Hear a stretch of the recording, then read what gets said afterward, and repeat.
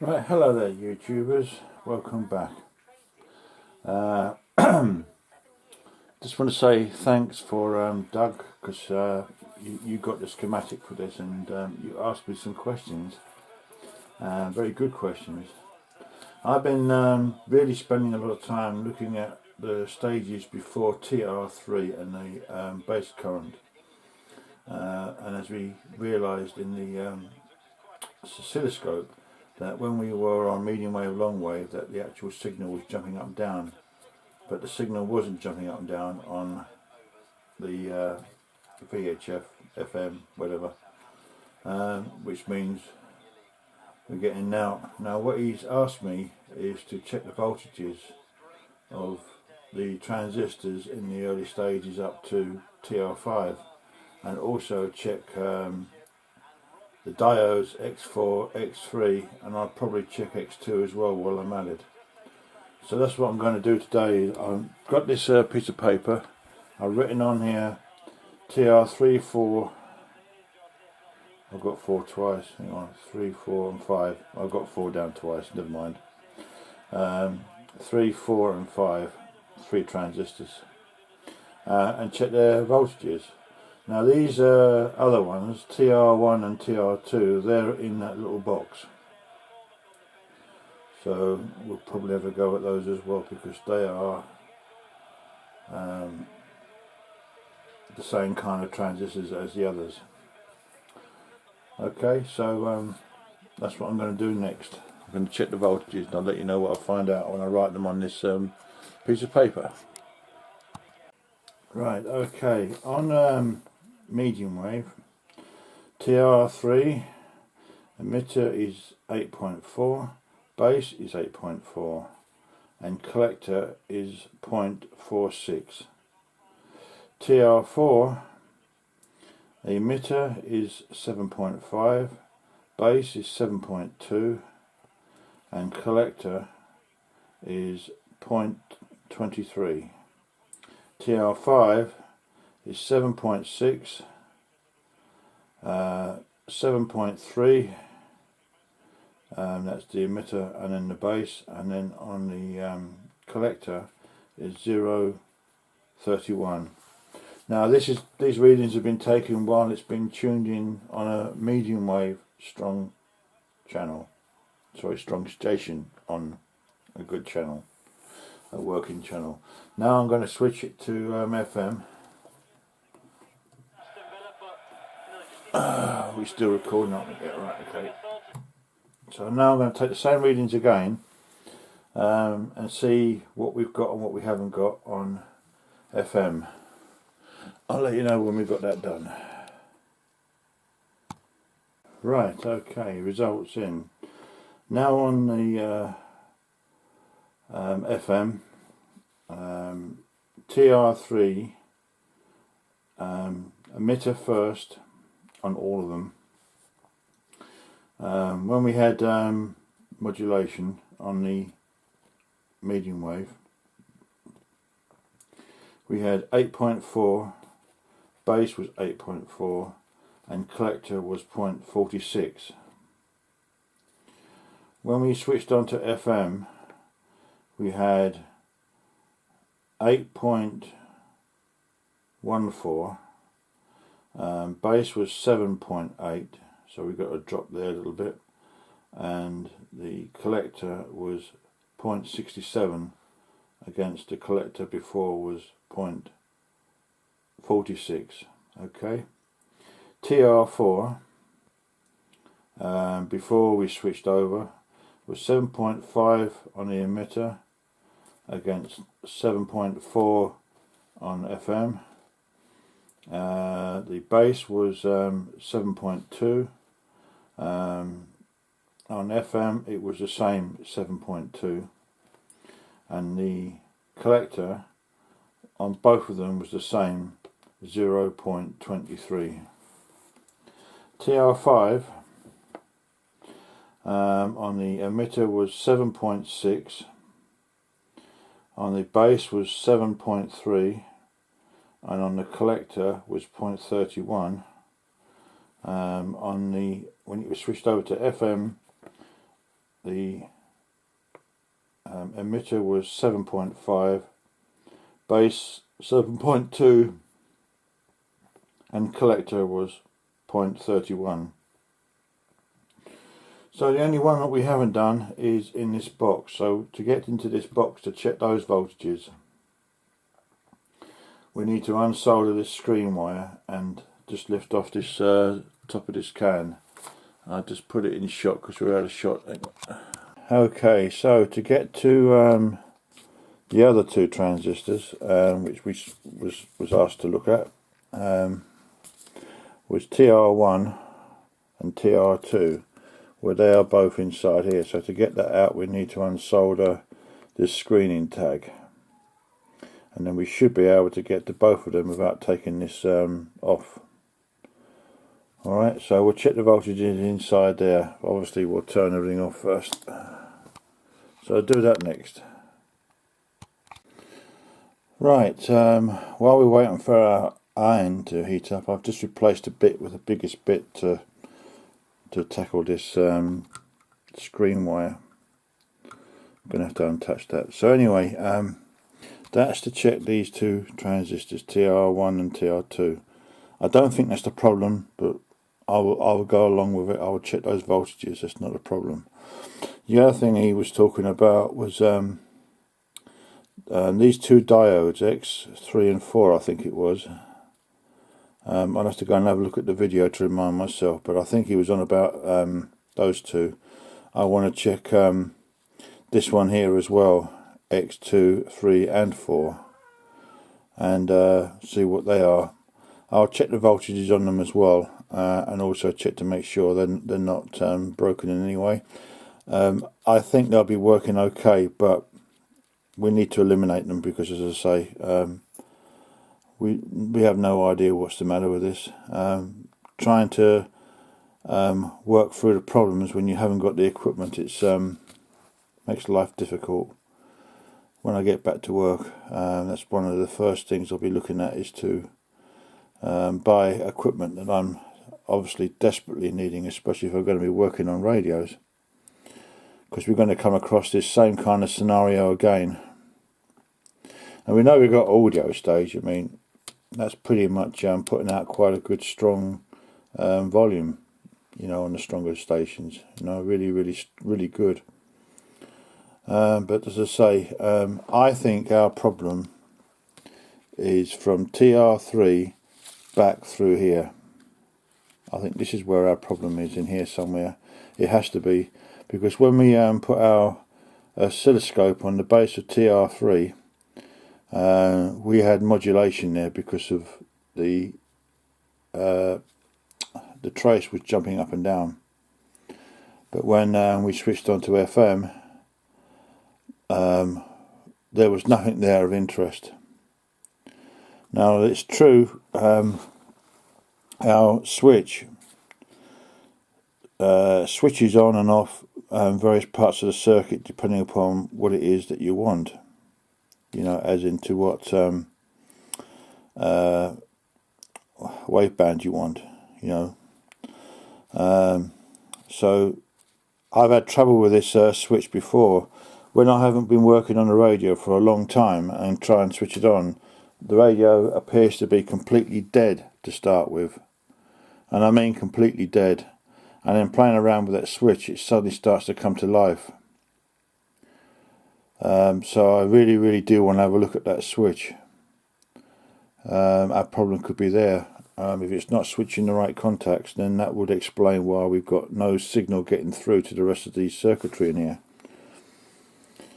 Right, still waiting for the iron to hot up. I've got some information I saw on the internet about this radio. I'm going to go and find that, and then I'll show you what I found, okay?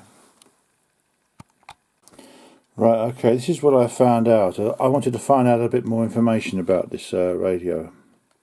It says, for model 1421, his master's voice, excuse me, master's voice, Marconi, Hayes, Middlesex, Great Britain. From Wireless World, volume 66, September 1960, page 443. It's saying that it's from the 1960s. A semiconductor, the count is only for transistors. These are the transistors that it's got here. It's got them all listed. It tells you the broadcast receiver or past WW2 tuner, World War II tuner, I expect. It's a super hepadyne, super in general, ZF forward IF 470 stroke 10 700 kilohertz. Broadcast long wave, medium wave, FM or UHF. And it's got a bit more about it there. Tells you about the speaker. Model is 1421, is master's voice. Table mode. There you go. Model page created by Peter Hadal. See datasheet change for further. Yeah. So I'll show you that, and there's our radio. I did find some colour pictures of it. Let's have a look at that. Now this is the photograph I found on the internet, which I forgot to add in. So I'm adding it in now.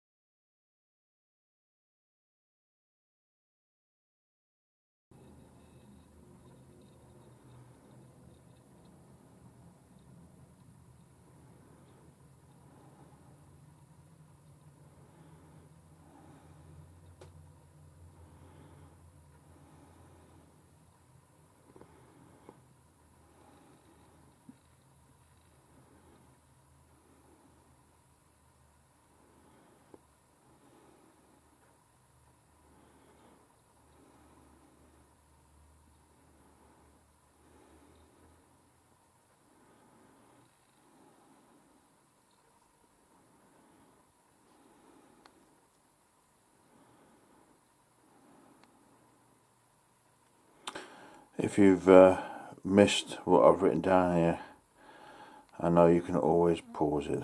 Okay, that's about a minute's worth there. And this is the voltage readings for those who haven't got it on a turntable from the schematic. TR1 to TR9, telling you what the voltages are.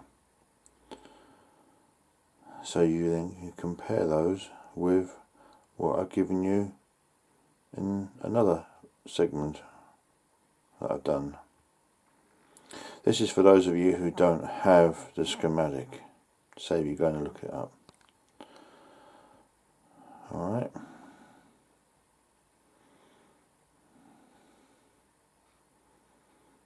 So those of you can follow what we're trying to do here. I've got mine set up on a new device I bought on the other day. I know I said I wouldn't buy anything, but I just had to have this. It's so damn useful. You know, I've got it gripped on there. I won't keep it on there because it doesn't look very stable to me, but I need to get to TR1. Now this one, this side, that's with the yellow one, that's TR2. This on the top here is TR1. So I'm going to probe those in exactly the same way and see what those voltages are. And I would hazard to guess that we will have a similar result, but we need to have a look for sure. Okay, so we'll do that next, and then I'll let you know what the result is. Okay. Right, finally the results are in for TR1.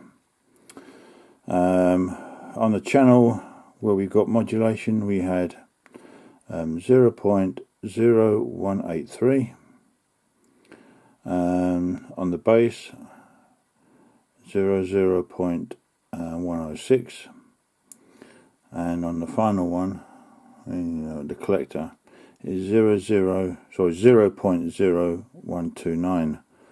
When I put it onto FM, there was a difference. It was 0.0064, trying to work out what I've written. Yeah, anyway, basically there's voltages missing here. Now what we should be getting on those two transistors, according to this sheet, is you should be getting 7.85 on both, which is the collector. We should be getting TR1 should be 0.91. I lost my bit of paper now. Why does everything keep going on the floor? Oh, here we are. So, just having a look at this again.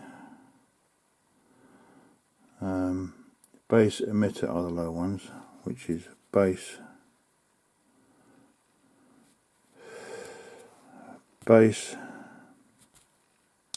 is that one, and that is emitter. So they should be low, as it says on the schematic. They vary, but that's all right. But anyway, on the last one, which is supposed to be the collector, on the collector, we're supposed to be getting 7.85 on both of them, and we're not. So we're missing a load of voltage here. So, which brings us point of interest completely has changed. I'm not interested in these two yet. I'm interested in this one, X1 and R10. So I want to have a look at those. It wouldn't take long just to isolate one lead and test them. But you see this, after this, I mean it goes, dear, I need a pointer. You know, surrounded by pencils and can't find one. Ridiculous. Oh, I found what's the name? So if you look here, you've got to remember this is an upside down chassis, in that positive is the chassis and everything else is negative. Do we have a positive chassis here? Now, if you look at this here, if we have a problem with X1 and R10, that could cause us problems. This has been replaced, and this feeds into, we've got TR1 inside the box. Now these resistors have been checked, and in the base of TR1 we've got this coming into here, and in TR2 we've changed out this resistor here, R4 12k, which goes into there, but I don't know about, yeah, I think I've checked R3. I'd have to check it again to remind myself, but I'm interested in this here. Whatever, like I say, if we had the right equipment this would be a lot easier. So let's go and do that instead of waffling on or wasting time on the camera. Okay, we want action. Let's have a play around with those. Right, so what I want to do is I want to check this arrangement here, which I think will be that there. So I'm going to see what the voltages are on there. So let's get the multimeter out and have a look. See, that goes onto this terminal here, which then goes to this yellow wire through to here. So let's see what we get here. This yellow wire to here. Right, I've been playing around with this a bit more, and I've been having it on alternating current, so I've put it onto DC. That's in the little box. And TR1, the emitter is 7.1, the base is 6.7, but these are minus voltages. Bear in mind the chassis is positive.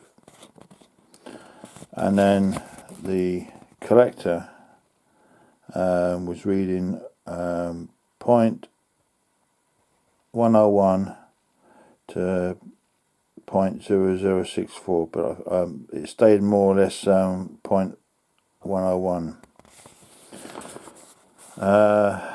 With TR2 I was getting similar results, and then on the collector I was getting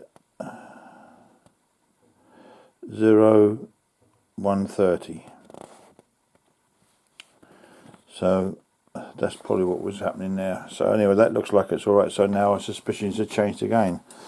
I wish I had the right equipment. I'm going to take a rest because it's starting to do my head in again.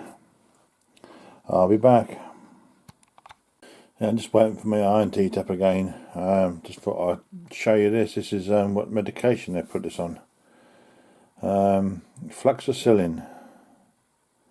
I don't know exactly how you pronounce it, but that's what I'm on. 4 tablets each day, 500 milligrams for a week. And it's knocking the shit out of me at the minute. But I'm doing my best. I had a little bit of energy this morning, so I thought I'd have a look at this radio and see what we can do with the voltages. I'll just say I'm gonna have a look at these diodes now. These two, which are get rid of that. X4 and X3, and while we're at it, we'll have a look at X2 as well. But this is what Doug was wanting readings for, so I'll test those. I think they're working all right, but we'll test them and see, because we're not sure. And I also want to have a look at this fella down here, which is across R10, which is that one there. Have a look at those anyway,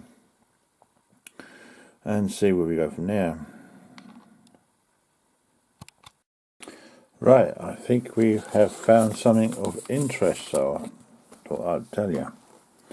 I tested the 2 diodes. I've got them unhooked. One there and one there. Now these are both exactly the same. They're both OA79s, germanium diodes. And I tested them originally on this.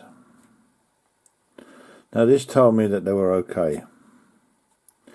So I wanted to verify that, so I decided I would get my multimeter out and test them. As you would expect, obviously you only get a reading one way because we're looking at a diode. But this bottom one is reading 2.4 volts DC across it. But the bottom one, which is this one here, is reading 0.358. Don't know if that's significant, but there is a difference.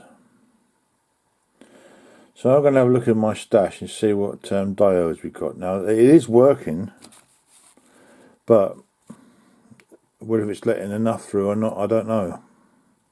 Something's not right. So I'm going to have a look through my stash and see if I can find an equivalent, because I know I've got 2 different types of germanium diodes, but I don't know what they are. Let's go and have a look. Well, I've gone through my stash and I've come up with these, and I found an equivalent to the 79s. It says here SFD115, same as OA79 germanium. So what I'm going to do, got nothing to lose, I'll try these. I'll leave one end hooked in of that one. Actually, I'll replace both of them because I'll just tack them in. I've got nothing to lose. I don't think it'll make any difference, but I'll try anything once. So let's get that done. Right, what I've done is, that's one, and that's the other one. Where are we? There's the 2 replacement diodes, as it were, or just tapped them in to see what was going to happen, that was all. And as you can see, there's no change. Absolutely no change. This is the FM. So we'll take some voltages now. I think I'll post this what I've done so far, okay, and then you can see where I am up to. There is, let's turn the power off before we short out anything. There is a difference between the performance of these two diodes, but I've got another test I want to do. I should have done it first, really, to see what the leakage is across these in circuit against the ones that I've got in there now. But this video is getting a bit long now, so I think what we'll do, we'll post this and then we'll go from there. Okay. Like I say, I'm struggling now because I haven't got the equipment that I need. And also, if I had the equipment that I needed, I also have to learn how to use it as well. It's, you know, my first restoration radio, and as I say, I am struggling, but I believe in jumping in at the deep end, and that's exactly what we've done. And, you know, it's all good fun. What else would we be doing on a Sunday evening at 9 minutes past 8, that's saying, but actually it's not 9 minutes past 8, it's 7 minutes. I haven't put the clock back yet. I have on my watch. So that is 9 minutes past 7 p.m. I'm going to post this just to let you guys know how far we got with this so far. You know, if the worst comes to the worst, I'll take out this tin can and have a look inside it. But I want to avoid that if I can. You know, I'm going to have a look at that. I think the next thing we're going to do is have a look at this diode here with the resistor across it. You know, let's see what that's doing. Okay, I'll see you later. Bye. Thanks for watching. Oh, by the way, if you do like what you're seeing, please subscribe. It does mean a lot to people who make YouTube videos. It really does, because it proves that people are showing an interest in what it is they do. You know, good or bad. I mean, if you have a bad comment, then you know I'm open to ears to hear what everyone has to say. As I say, I'm learning this as I'm going along. You know, I'm not pretending that I know everything about this, I don't. But we are trying our best and having the fun in the process. Okay, take care, see you later. Bye for now.